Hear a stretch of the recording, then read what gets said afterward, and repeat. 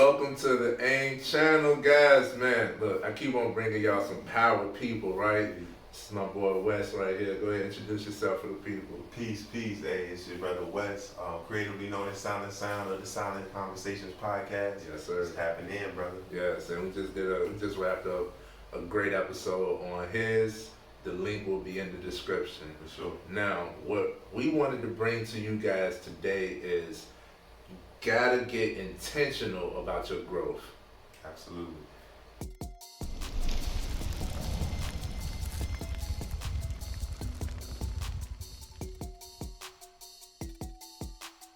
So, Wes, what does being intentional about your growth, what does that look like for you? How do you become intentional about your growth and your development? When I think of intention, I think of being deliberate. Taking deliberate or actions that you know for sure is going to align with what your goals are. Mm-hmm. Being intentional to me is just more so about like having a goal and knowing what your target is and then taking the right actions to make sure that you hit your target. Not necessarily just picking up and just saying I'm going to start something, but saying what do you want to start and going from there. Being intentional. Being intentional, man, so much stems from just having the awareness. For sure. What do you want? Where do you want to grow? Right. So when you become intentional about your growth, you just analyzing yourself. What do you want to improve on? What do you want to be better?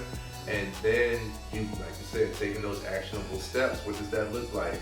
Reaching out to somebody who does know, reaching out to somebody who's already expertise, or that has some type of game, some type of footing in the game that you're about to step in. Writing, journaling, okay, getting in tune with self. How does these things work for you? What is it that you want? What is it that you can do to achieve it? Now, when you start asking yourself these types of questions, that's when you become intentional. Absolutely, that's when you become intentional about your growth. So, when did you feel like you started taking this as an intentional thing? When did you get on this intentional journey? I would say 2012 was when I kind of started intentionally growing. Music is what my first love. In 2012, a good friend of mine who recently passed, we got incarcerated in 2012. He loved to rap, so I took the time to intentionally learn how to make beats. So that was my first introduction to saying I'm gonna take some time to get tutorials and learn about production, learning what my style is, and then from there I've just been taking that type of aggressiveness to learning, or taking that assertiveness or initiating the opportunity to want to learn to everything in my life. So even to this point now, having a podcast, I took time to invest in myself to learn and get the equipment so that I can do it. And that's being intentional. If I want a podcast, let me get what I need to do a podcast. So what I'm hearing is when you become intentional, you want to learn. Yeah. And you are open-minded to learning what you don't know yet, towards something that you want or that will benefit you or what you feel you need. Absolutely. I mean, even you want it, but that's the target. When you say that's the intended target, then you hit what you wanted to hit. You didn't just hit something that was a bystander or something like that. Right. You say you hit the intended target. That's what they say in the military. So, that's what I look at when you talk about success and developing yourself and becoming a better version. If you have an idea of what that target is, then you can now do the right intentions. You have the right intentions, you take the right actions, you hit the right targets. Man, you gotta aim. You gotta aim for something. And if you'll hit 100% of nothing that you aim for. Absolutely. So you gotta aim for something. Even if you miss, you'll still come close when you're shooting at a specific target. Absolutely.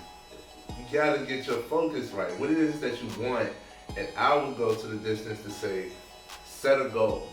Set a goal behind it, and that way you can track it.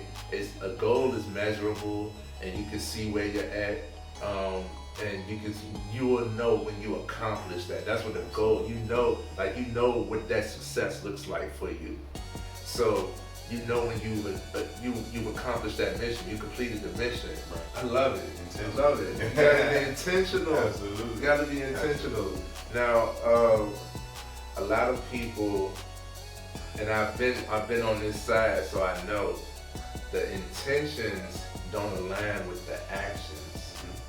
So how do you make sure that you are being intentional as you're taking action? Because a lot of people, within their process of learning, what happens is they'll lose their selves. Absolutely. Because they think that everything that they don't do, you're going out your comfort zone so much that you start to lose your sense of self. Right. So how do you keep yourself as you're intentionally growing?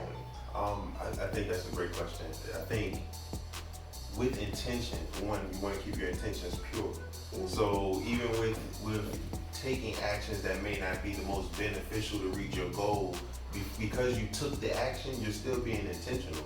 But yet you want to be intentional about taking inventory, taking accountability. Okay, so what actions have I taken and what was the benefit from those actions, so I can be intentional about changing those things or improving on those things so that I can still get to my goal. I think one of the biggest things I would like to share as far as intention is, like I said, you intend on hitting the goal, the first thing you have to do is start.